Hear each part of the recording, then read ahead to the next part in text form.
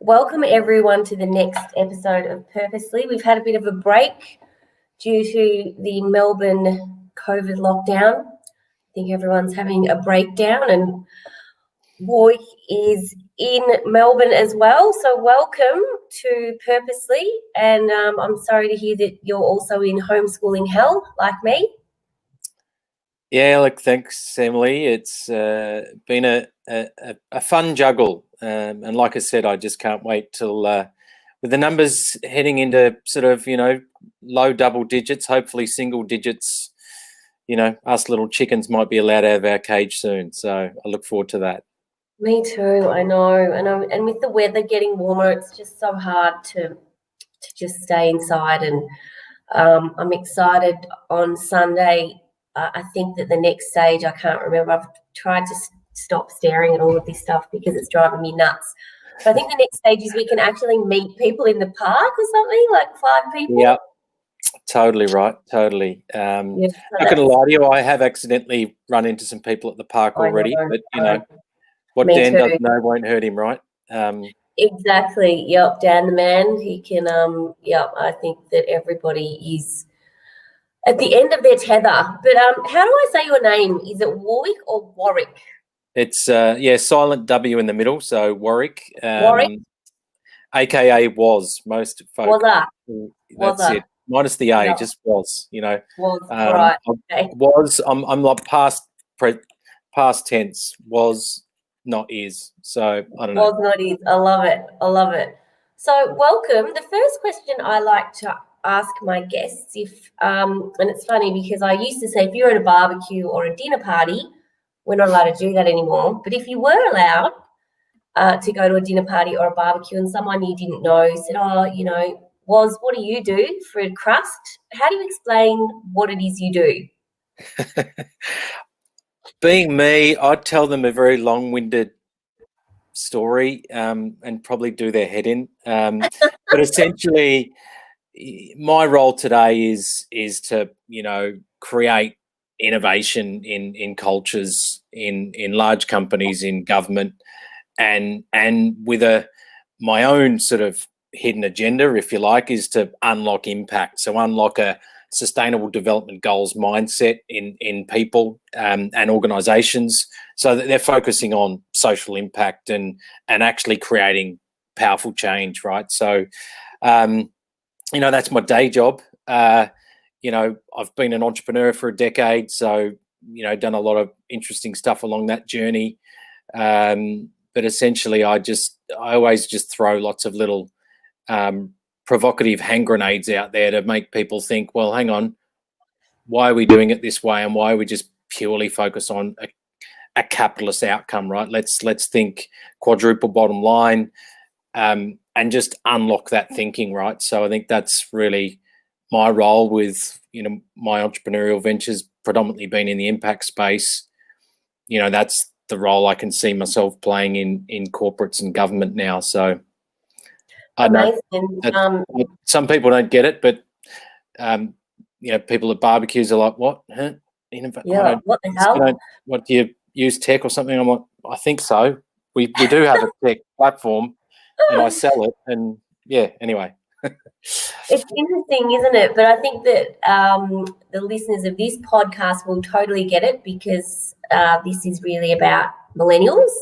And I don't know if you are a millennial. You look like you might be a millennial, but we can cover that off in a minute. But I think that young people today are a lot more in tune with this whole concept of not just making money, but actually making an impact and making a difference. And I know that a lot of the millennials that I speak to and a lot of the millennial entrepreneurs that we've had on this show are definitely more focused on impact rather than money and profit.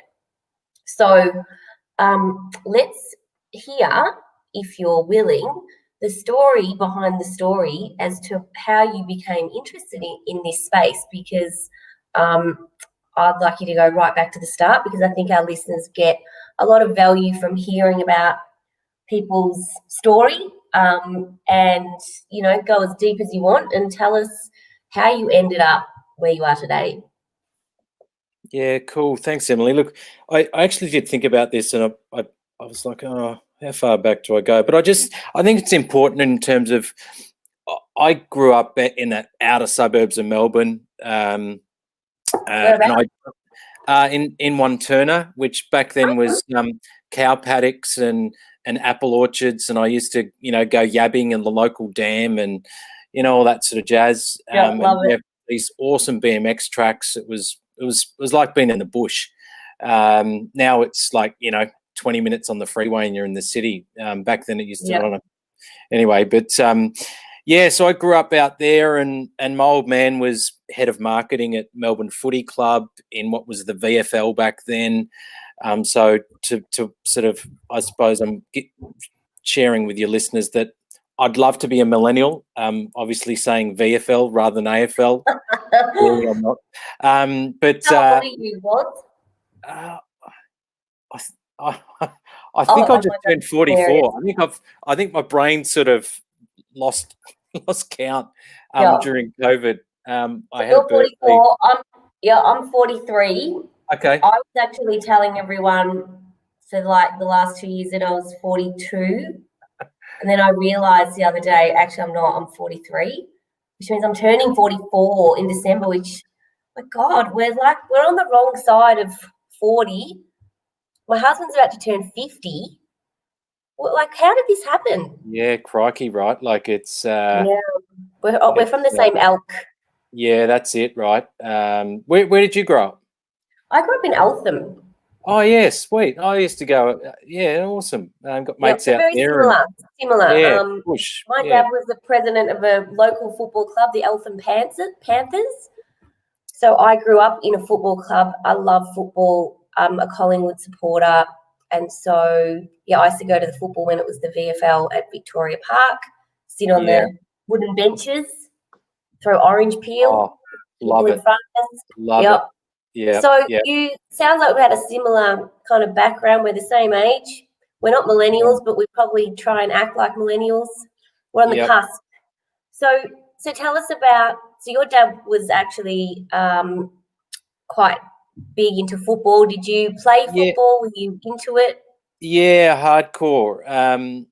Look, I was fortunate enough to, Robbie Flower, the great Melbourne player, was born on on my birthday, just, is a bit older than me.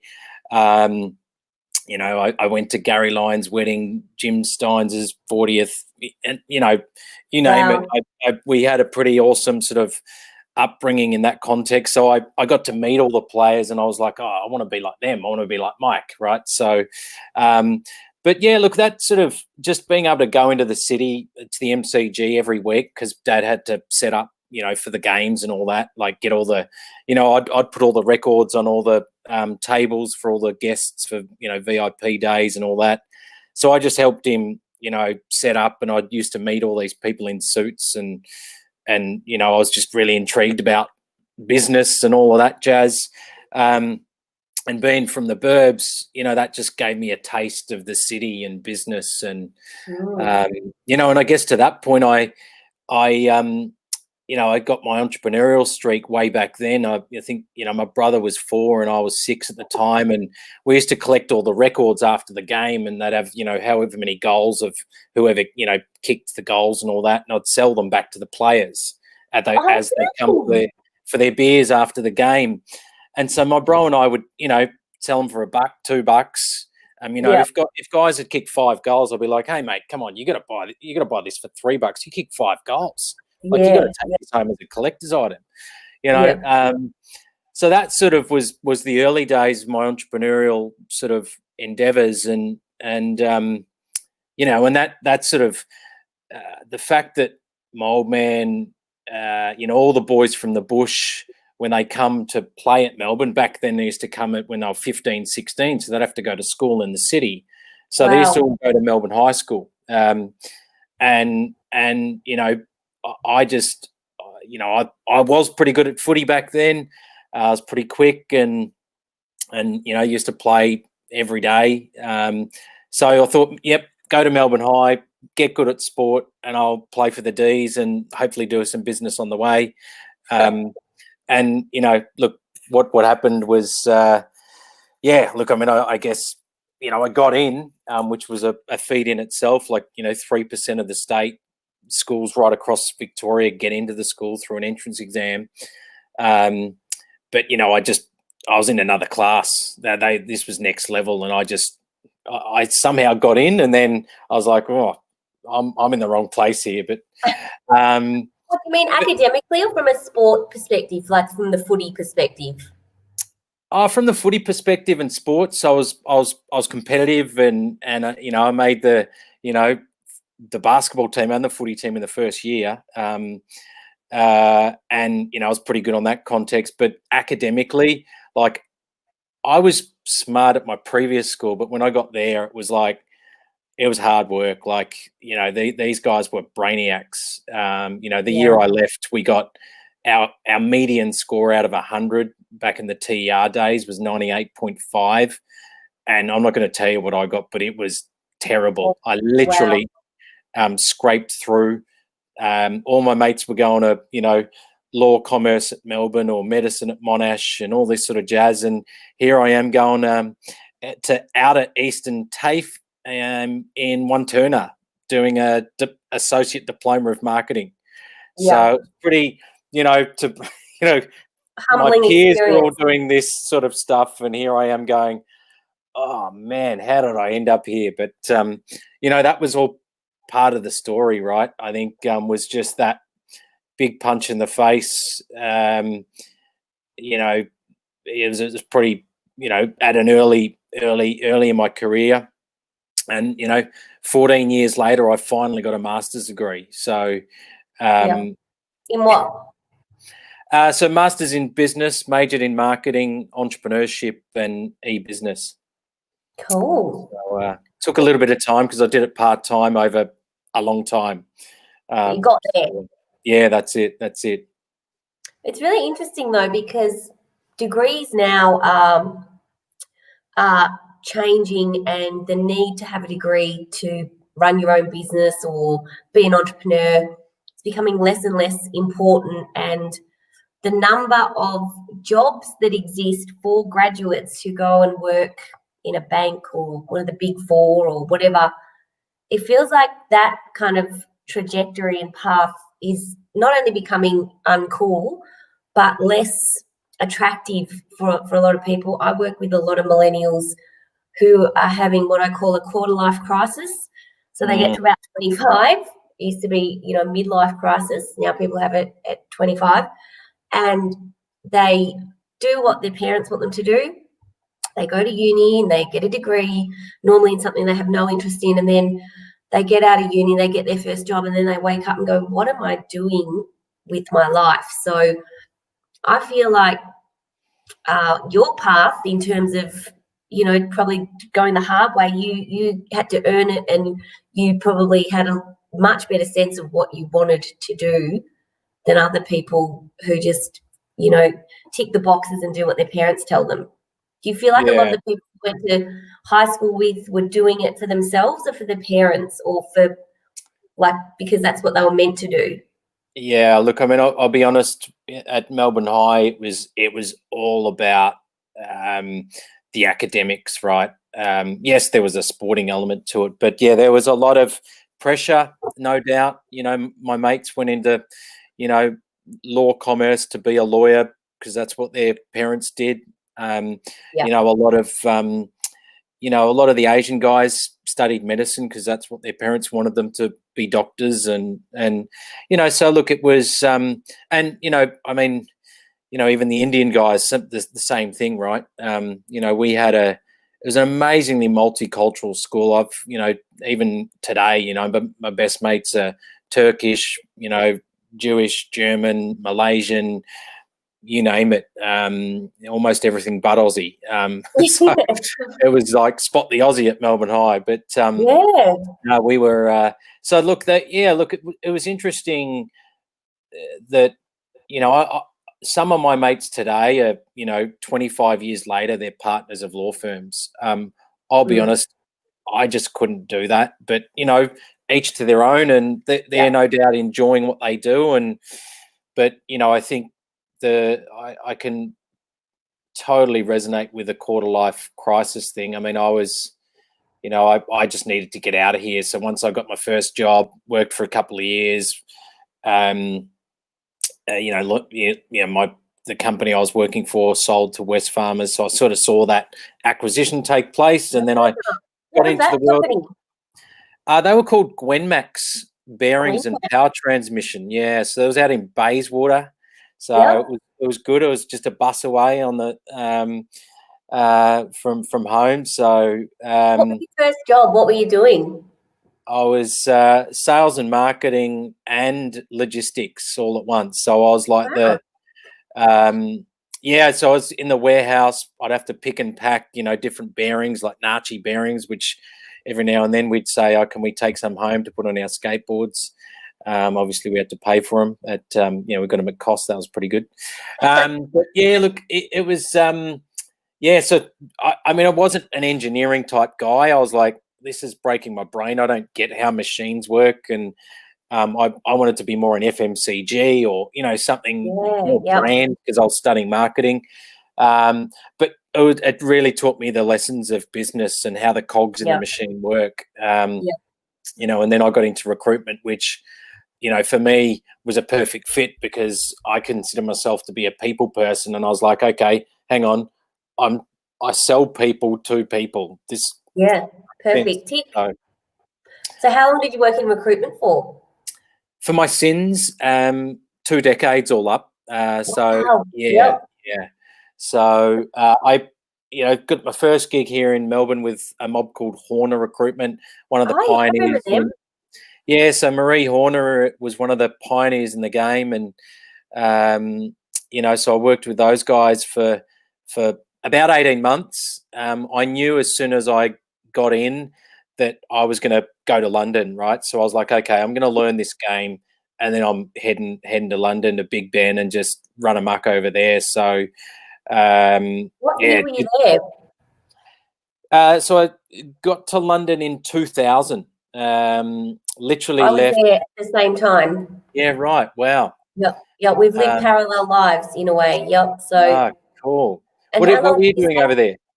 So I worked at the Royal Bank of Scotland in HR. Yeah, right. So I was brought in because during that time it was like there was a recession in Australia, and there was no jobs for HR people, for graduates at that point. Yeah. So I decided to follow my mate who just moved over there, and he said, "Look, it's booming over here. There's heaps of jobs." And within 2 days, I had a job at the Royal Bank of Scotland, working in a team of, there was like 700 HR people, and they were undergoing a massive merger. So they were merging about 5 banks together. So I was part of that. So it was amazing experience, and like so much money. Like I worked in financial markets, so like it was crazy how much money they had. Like we would go out every week for lunch, and it was all paid for. Everyone got shit-faced. Yeah. Like I had to go down to the financial markets floor, where the trading floor, and I'd work down there a little bit, and I'd go to the toilet, and there'd be like people snorting coke in the toilets. Everyone was I'd be like, where am I? Like, people are doing this at work. Like, what the hell is going on? But that was just the time. Totally right. So I was exactly the same thing, right? I was on the other side. I was a headhunter, and I went from, I was at one stage in Melbourne, I'm recruiting like warehouse workers through to accounts payable every now and then, a finance manager, marketing manager, sort of bits and bobs of everything, right? Rock into London, and here I am supposed to be recruiting in investment banking and funds management. I don't even know what it is. Yes. And I just went, okay, yep, M&A, yeah, I've heard of that. Yeah, equity, capital markets, traders. Yep. And I just started speaking all this lingo, and then they're like, oh, yep, that guy knows what he's on about. Mm. And then you just learn it, right? So the next thing, exactly that. I mean, I was going out. I literally, some nights I'd go out in the West End until 3 a.m., 4 a.m., get on it, go back to my office, right? Because we had keys to the office back then. It wasn't, literally I'd go key in the office in the West End, in Mayfair at the time. Yeah. I'd go and sleep under my desk for 2 hours, put on a bit of deo, bit of aftershave, and just go, yep, all right, next one. All right, governor, got any jobs? Yeah, I love it. I know. It was just lunacy. It was crazy times back then. Where did you work? What agency did you work for? Because I have a feeling you might know somebody that I know. Possibly, yeah. That's all good. Someone's just got here, but it was a boutique firm. We were called MSC Group, so Management Selection Consultants, and the arm. I sort of had a hybrid role for MSC and Barclay Munro. Yeah. So BERKELEY, which is Berkeley Square in Mayfair. We actually had RBS as a client, Deutsche Bank, McKinsey, UBS, all that jazz. So look, at somewhere along the way, I might have even crossed paths. Who knows, right? I know. So my friend's name is Lucas Taylor, and he worked in recruitment over there in financial markets. I can't remember where he worked, but it was a really small boutique. Yeah, right. No, anyway, he's our age. Yeah, we went to high school together, but anyway, we probably partied at some club together at some point. Totally right. Yeah, so that's pretty much all I did is partied and travelled. That's it, right? Like it was like party travel. I mean, I think I was there 2000, arrived at the, .com boom, straight into .com bust, not long after 9/11. 9/11, yeah. And then I ended up coming home in 2005. So I, gave it a decent slog and, had some pretty crazy times over there. And, what was the craziest moment? Like, what was something that you just think back and go, geez, Louise, can't believe I did that? Or probably one of my highlights. My good mate, and she was a Wanty girl as well. Narissa ended up being like one of the senior execs at Hard Rock Cafe. So she used to get VIP to gigs and all that jazz. And I remember I was like at a massive festival. Judge Jules was playing on the decks, and I'm like literally right. He's playing on the decks like 10 meters up above everyone. I'm literally right next to him solo. My mates Narissa and Kate are going, get out there, Woz. And I was just like carving up to the whole crowd, just going nuts. So, I got some pretty, and my other mate, Jay, who was, running search in Formula One, had Louis Vega played his 30th. And, so the partying was awesome, just the experience of all that was pretty phenomenal. And on the work front, like, I got to do, I got to work on some pretty awesome stuff that was way above my pay grade. Back home in Australia, that sort of stuff wouldn't happen for another 10 years, right? So I think that experience was pretty awesome. And I somehow, because I was so, when you're young, you got all the energy in the world. So somehow I was managing to get by on, I don't know, an average of 5 hours sleep a night, and just we just party hard, play hard, work hard. Yep. That was my motto. It was like work hard, play hard, and I did it very well. But what do you think it is about England? Like, I don't know if it's as cool as it was back then, but everyone I know went overseas, went and did their 12 months or however long in London. Why do you think that Aussies do so well over there? Because I have so many stories and I know so many people. Like the job that I had, there's absolutely no way that I would have gotten that job, and I was paid a ridiculous amount of money.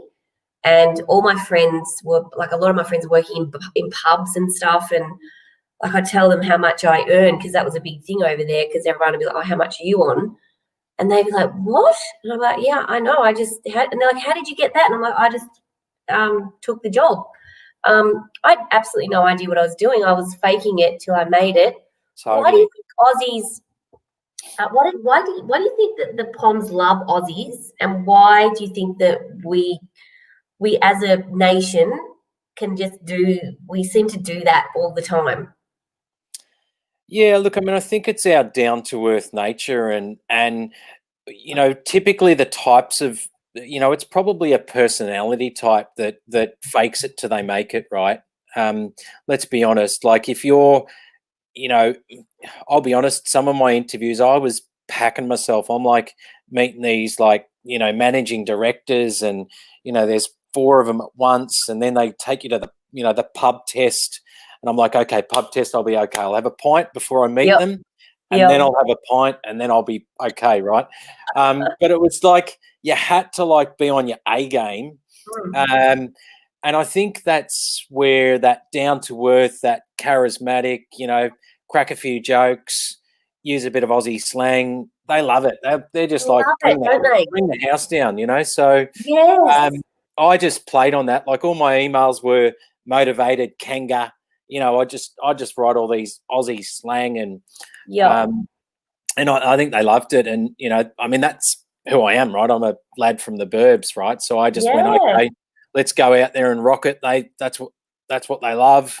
They love having a yarn at the pub, and Aussies do too. So I think we live a similar, like that pub, the love of sport. I had some, full on British type, colleagues who were into culture and literature and all that sort of jazz. I mean, I pretended, I knew stuff, but that sort of stuff was, wasn't that interesting for me. But, we managed to, talk the talk and walk the walk. Most importantly, I think Aussies can talk the talk, but they'll bloody apply themselves and give it a fair crack, right? I think that's, the Brits know you hire an Aussie, you're going to get the job done. And absolutely. Want, right? So I think that's our brand. When you walk into London, that's our brand, right? So you go, and it's happening in the US now as well, right? I mean, I think they've opened up the green card thing years ago now, so a lot of Aussies are going to the US as well. To that point, I would say the best thing any millennial could do is, yes, it's hard to travel right now, but jump on a plane. When you're young, go and experience different cultures. Go and, if you want to work in startups, go to Berlin, go to London, go to Silicon Valley, go to New York, go to the emerging markets in Vietnam and Thailand, and go and work out how those guys play. Go to Magic in Malaysia. I think there's this opportunity that, I mean, look, fast forward to 44 and 43 like us two, right? We can't just rock on and go kick ass in London now or New York. I'd love to, but I got two little humans down the hallway. And Spud, the 10-year-old Staffy, I don't know if he'd make the bloody plane either. No. So, we got responsibilities, right? You know what I mean? Whereas when I mean, those times were definitely the funnest. I don't know if they were the best, but they were the funnest times I had. 1 minute you're on a boat cruising around Croatia, the next minute, you're partying in Stockholm, thinking you're a rock star with some Swedish girls. The next thing you're in Germany drinking beers, and it's just rad. Loved it. It's rad. Take me back. No, I would 100% agree that it's our work ethic. I think Aussies have a really strong work ethic and a can-do attitude. Like, if you're willing to put yourself out there and just go over there without a job, I think you've got that mindset of, I'm just going to make it work. And I think that's what we're best at. And it's interesting how much we're loved over there. Like I was like a massive novelty in the office. People used to bring, people by my desk and just say, oh, can you just talk? Can you just say something? Because they thought that I had this full-on bogan Aussie accent. I used to, ham it up a little bit. Yeah, that's it. Oh, Emily, you're a nutter. You're a nutter. Yeah, that's it. And then you pick up their slang, and then you're going, oh, bollocks, mate. You know what I mean? And then it's like, it's just, it's all flowing. So it is. I used to, when I first got there, you know how everyone says, all right, Yeah. like they don't Right, say mate. hello. Yeah. And I'd Yeah. be like, oh, I got something on my face, like what's going on? Why is everyone asking me if I'm all right? And then I realized, oh, that's how they say g'day. Yeah. That's the That's it. g'day. That's Yeah, it. yeah. So Uh, I left. I was in London from 1999 to 2000, and I left maybe 2000. What year did September 11 happen? 2001, 9/11. 2001. I Yeah. left in 2001. Yeah. Right. After that happened, yeah, I got freaked out by that. Because I was working in financial markets and we all got evacuated. They sent us all Yeah. home. Yeah. And Yeah. my parents were like freaking out. And I had a boyfriend back in Melbourne. Don't ask me why. It was a very stupid decision. But anyway, I decided to come back. But you stayed there for a couple more years. What made you come back to Auslan? Yeah. I mean, I was there 5 years in the end, and I just I was at that sort of cusp where I make a decision to, like, either commit to another couple of years or come home. And had my own entrepreneurial endeavors, and I knew I wasn't going to do that in London. I wanted to, live the Aussie lifestyle, right? London is a concrete jungle after a while. Oh, the Um, sun. I just missed the sun. yeah, so I mean, I'd done my fair share. I'd seen every DJ. I'd done pretty much all of Europe. I'd sort of done a lot, and I was like, Yeah, okay, now it's time to take all these lessons learned and go home and start a company.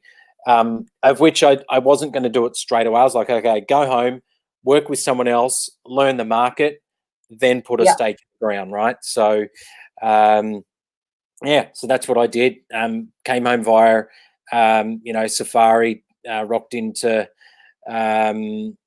Zimbabwe, went through Botswana, the Okavango Delta down to South Africa, and came home on a pretty awesome safari, and rocked back into Melbourne and had all these interviews already lined up because you got some pretty good experience. So that was Yeah. that was helpful. And so what did you do when you came back? Were you still working in recruitment? Like, how did you make the transition from what you were doing then to what you're doing now? Yeah, so so look, did recruitment again for a little while. Knew that I wanted to start my own firm in that space, so ended up. It took me a little bit longer than I would have liked, but 4 years later, I just speaking of my masters, I did an exchange in Boston, so that gave me the 3 months gardening leave, if you like. So um, I resigned. Myself and my colleague had found a market that we just loved. Going back to my childhood, growing up in the bush, one of the things I didn't mention, I used to go to Bonnie Doon and Ah, go camping, and I was massively passionate about the bush and lizards and the land, and when we found a market that was really quite, having had the complexity of commodity markets, financial markets, all that knowledge, and then finding a market called the carbon market, right? Like, I was like, okay, so now we're actually, as a commodity, we are trading oxygen. We are trading yeah, the environmental markets in the best interests of the planet. And that for me was like, I knew that things weren't, I'm an environmental activist as well, right? So I knew things weren't good, right? So yeah, when we started doing this stuff in 2007, I placed the head of Australia's largest polluter. I placed the head of carbon strategy. This guy was on 400K. We were building this carbon trading team that was at board approval stage when unfortunately the carbon pollution reduction scheme didn't go through in 2009. yeah. We sort of, once we found that market, we're like, okay, we're going to start a search firm in that market. which was also responsible investment. So all this sort of ESG stuff in the big funds. I placed the first ever renewable energy project finance guy for, Babcock and Brown, and before they blew up, and all this sort of jazz. Right. So it was pretty, that was a pivot. And then once I worked out that the exec search, it was hard to really influence decisions unless they were made in the boardroom. That's when, a couple of years later, I co-founded something called Future Directors Institute, which was ultimately about empowering intergenerational diversity in the boardroom, right? So because of the fact that all the millennials have a purpose mindset, they have an impact mindset, and they've got the digital capability and the data touch points to go, actually, no, said bank, you're having a negative impact on the environment, or no, said tech company, your social license to operate sucks, right? You're creating all this, unrest, and then that gets into a whole nother conversation, right? But so that, Future Directors Institute was teaching millennials about governance and how to ask the right questions when they're in a boardroom. So that sort of, I pivoted pretty quickly in a couple of ventures. Once I got started, I then just starting other companies, because once you're an entrepreneur, I just got a little bit excited. Yeah. Here. And so tell us about how you're making an impact today and how you work with companies and corporates around this impact piece. Like, can you give us an example of some of the work you're doing at the moment? Because what have you? And I'm asking multiple questions. I do this all the time, but like, because of COVID, what impact are you seeing on corporates and the way that they're operating and thinking because of the environment that we're now in? Has it changed? Is it still the same? Like, what are you seeing? Yeah, look, it's a good question. I'll answer the second question in a minute, but I think, what am I doing right now? My pivot, at the start of COVID, my co-founder from San Francisco of IdeaScale, Jessica, was due to come to Australia, and that didn't happen. Luckily, she didn't fly to Brisbane, and then we were doing a roadshow around the country. Otherwise, she would have had to go straight into lockdown and quarantine. But what we were having a social innovation hack, or innovation lab, if you like, here in Victoria. And we went ahead with that. We did it digitally. I co-led it. And that was an SDGs ideas jam, right? So we had, the likes of Capgemini, IBM, AGL, Aussie Post, Victorian Government, CSIRO, startups, social enterprise founders, all in this ideas jam. Every fortnight, I then had a happy hour with a SDG ideas jam across that. I invited in all my customers, right? So I had, one of the big hospital groups here in Victoria, and bringing all of those folk into that social impact mindset just helped them with regards to giving them a purpose outside of this, oh my goodness, what's happening in the world, and I think, to be honest, what transpired in our US market was that nearly 40% of our customers in government and corporates actually pivoted, right? They went, okay, we've got to identify new business models, new products. We've got to, automate process, etc. Here in Australia, I'll be honest, about 10% of my customers pivoted. Because absolutely, we were stuck, right? We've had 30 years of economic growth. We still had growth in the March quarter, right? So the June quarter was our first actual decline, and we hadn't experienced what we needed to do, right? So we all just went into fight mode. And as much as I was trying to take my customers on that journey, they just couldn't reconcile it. They hadn't been there before. They hadn't demonstrated these types of environments. You know, and again, you know, I think that's something that you learn when you're, you know, London and 9/11 and experiencing all of that and having to shift gears. And so I was able to sort of, you know, navigate it myself and try to take my clients on the journey. But it's not until really the last sort of 2 months that they're now starting to act, right? We're starting to shift the dial. And look, the frustrating thing is one of the big government agencies here, I won't name them, it's just because there's a lot of confidential stuff going on, but that agency, well, a number of agencies here in Victoria, right? We've got, at one moment, we've got this fire that occurred that we still hadn't overcome, and you know, being able to establish the lesson learned from all the bushfires, right?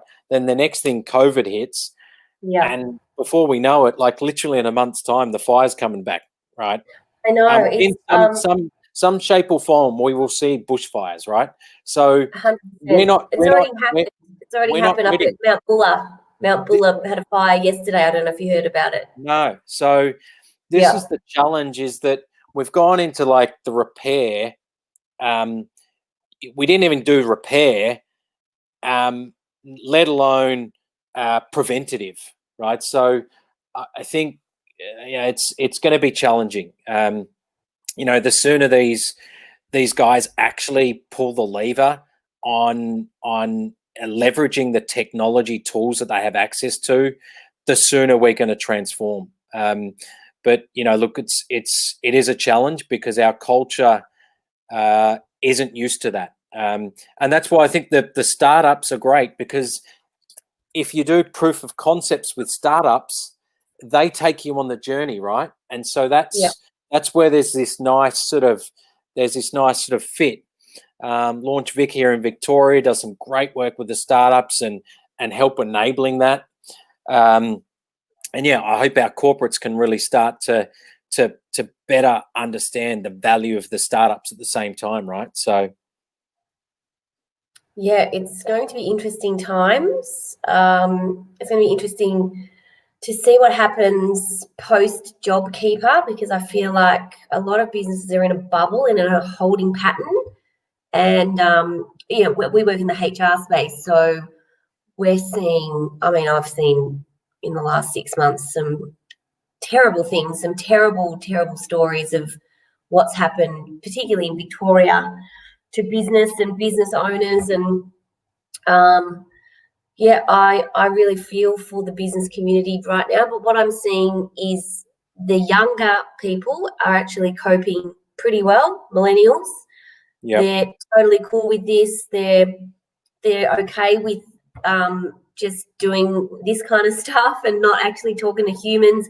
I think that older people and people of our age are not as adaptable. I've really struggled personally. I'm an extrovert. I love people. I love facilitating. I love speaking, and not being able to get that like instant feedback from people in a meeting, and that energy is really been really hard for me. But I feel like we just have to accept that this is going to be what it's like, and there's some massive positives and some massive negatives, obviously, to this situation. But I think that what I'm seeing is that businesses have now realised that you don't need everyone in an office to actually operate, be effective. This whole flexible work concept has gotten a real good test. And what do you think is going to happen, though? Do you think the big corporates and like the old boys, the old school kind of thinking, like I'm talking about accountants, lawyers, because I'm seeing some things from them. What I'm seeing is they're hanging on for dear life to the model of everyone comes to the office and works 9 to 5. Do you think we're going to go back to that ever? Or do you think this has literally changed the way that we work? Yeah, this has definitely changed the way we work. Look, even like an EY and some of these big guys, they've already done the surveys, and the millennials say, I'll happily work at the office 2 days a week, right? That's, I know some of the big banks, one of the banks has already leased its big Legoland. They're forecasting that, I think they're forecasting that 80% will want to work from home, right? And they're going to cater to it, right? Optus has already announced permanent call centers work from home. So I'm speaking to government at the moment. They're saying their folk won't come back until March. And that's what they're advising their staff. Prepare to come back to the office in March, right? Crazy. So I think the game's shifted big time. And look, but I mean, what's the knock-on effect of that on so many industries? Because if you think about commercial real estate, you think about the cafes in the city, you think like there is a massive knock-on. It's a big knock-on, right? So I think GPT have already announced a $500 million loss just recently. They're a big commercial property owner, asset manager. That's going to happen, right? Unfortunately, the super funds that all own these big commercial assets, they're going to underperform. All the valuations of these assets are going to be decreased significantly. It's a foregone conclusion. So I think that sort of stuff, whilst it won't be commentated in the Fin for 6 months or so, that stuff's going to happen, right? That's just, unfortunately, to be the best cafe in Melbourne, you're now going to have to be the best cafe.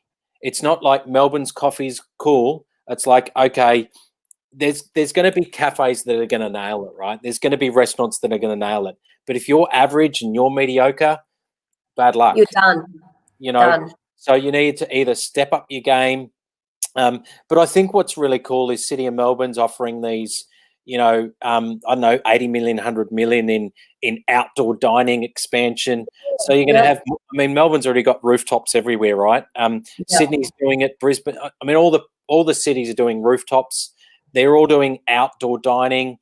So, I think there's going to be a lot of go on in that. I think the city will, who knows? Like, will they turn some of these?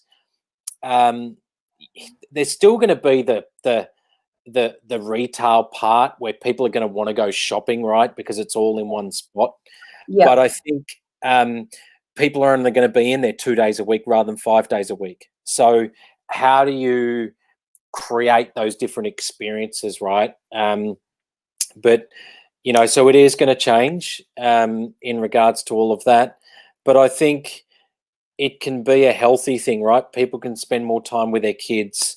People can spend less time on trains, more times on bikes, more time in their local communities. We can, rather than, all this focus on city properties that have gone bang, they're all going to stabilize back out. People are going to be happy to live in the burbs, because if you're in Belgrave, you don't have to do the hour and a half to work 5 times a week. You do it twice a week, maybe twice a fortnight. Why not live in Belgrave? You would, right? Because you got the beautiful bush and a big backyard. So I think these decisions are already happening. California, Facebook's doing 2-hour shuttle buses, right, from San Francisco to drop employees home because people are moving out further. They already have been, right, because of the cost of property there. But that's happening in London as well. So we're going to see new models start to happen. And I think it's great because, let's be honest, what has been a great thing, which millennials do exceptionally well, is everything digital. Apps, Messenger. We can do all this as efficiently without having to waste, 2 hours commute. For some people that do an hour and a half each way, and, God bless the people that are stupid enough to drive into the city that do a 2-hour drive each way. There goes 4 hours of your day back. Now go and do some good stuff rather than drive a car. Is anyone measuring or thinking about the carbon footprint impact this is happening as well? Because, there's been some amazing stories globally about what this has done to the environment, like animals, like Venice was one that was, that was a massive thing.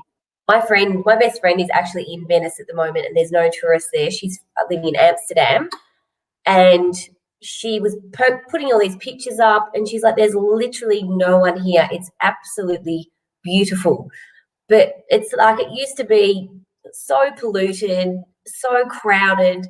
Right. So, like, is there anyone measuring this? Like, are they actually doing like, I'm not into this stuff, but so what's going on? they are. Like, emissions have reduced 6% since Wow. COVID. I'm plugging that number out of a Harvard Business Review article from like easily 6 weeks ago, right? So probably even more than that, because you think about it, you're gonna, the transport, so people aren't driving, and then on top of that, planes. Look, the cows are going to be burping and farting as much as ever, so you can't reduce their emissions yet. But hopefully during this period, people are starting to think more about renewables as well, right? So, not Australian government, but anyway, let's not get political. No, let's not go there. So look, I think some really good benefits are going to happen. Look, I was, I'm a bit of a SDGs nerd, so I was actually up late last night. The actual General Assembly is happening this week. SDGs Action kicked off last night, so I was up watching that. And the solutions are already here, right? We just need to pull the levers to put them in place.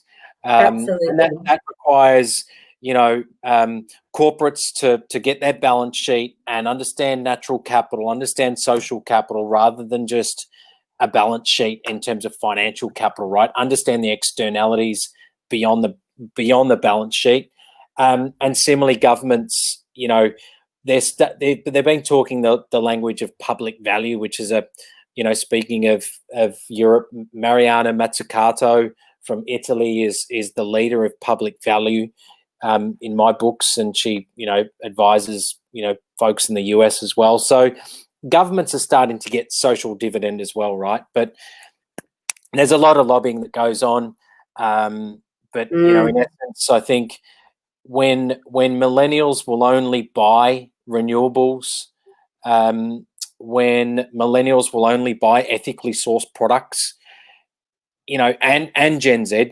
Let's not forget about Gen Z. They're the largest consumer group in the world, right? Yes. Millennials are 50% of the workforce today. That number grows to 75% in, 2025, which obviously that you'd know that more than I would, Emily. That's if an organization isn't doing purpose, right? And the head of Google .org was on this thing last night. She's one of the VPs of Google, and within the actual tech part as well.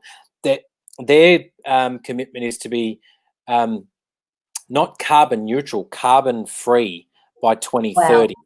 Right now, you can argue that Google's probably done some really uncool stuff, like they're reading everything we do and say and whatever, and selling us advertising back, and